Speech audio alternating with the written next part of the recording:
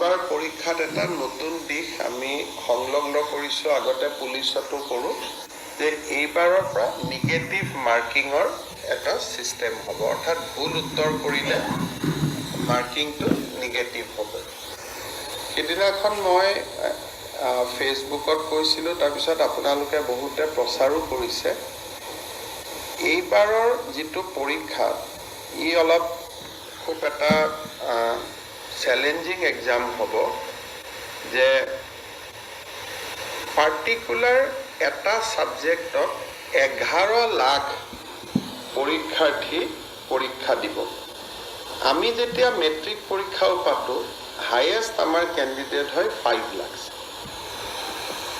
11 লাখ পৰীক্ষাৰ্থীক লৈ পৰীক্ষা পাতাৰ record U পিক বাদ দি কোনো ষ্টেটৰ আজিলৈকে নাই।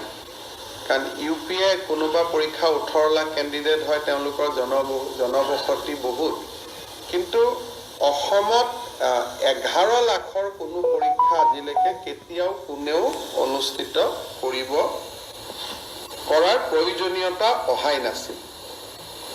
এইবাৰ আমি নিযুক্তিত এটা দিশ আছিলে যে এইবাৰ আমি ফিজ লোৱা নাছিলোঁ, অৰ্থাৎ পৰীক্ষা দিয়াৰ কাৰণে কোনো ফৰ্ম ফিল আপৰ কাৰণে কোনো মাচুলৰ প্ৰয়োজন নাছিলে, সেইকাৰণে নাম্বাৰটো বাঢ়িলে।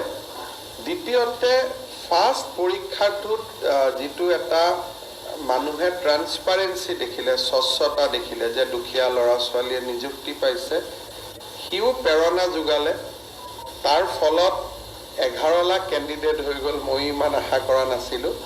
পৰীক্ষা পতাটো আমাৰ বাবে এটা খুব চেলেঞ্জ হ'ব।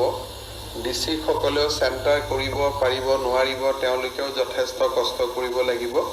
যি নহওক, আমি আগবাঢ়ি গৈ থাকিম আৰু সময়ে সময়ে যি ডেভেলপমেণ্ট হয় আপোনালোকক জনাই থাকিম।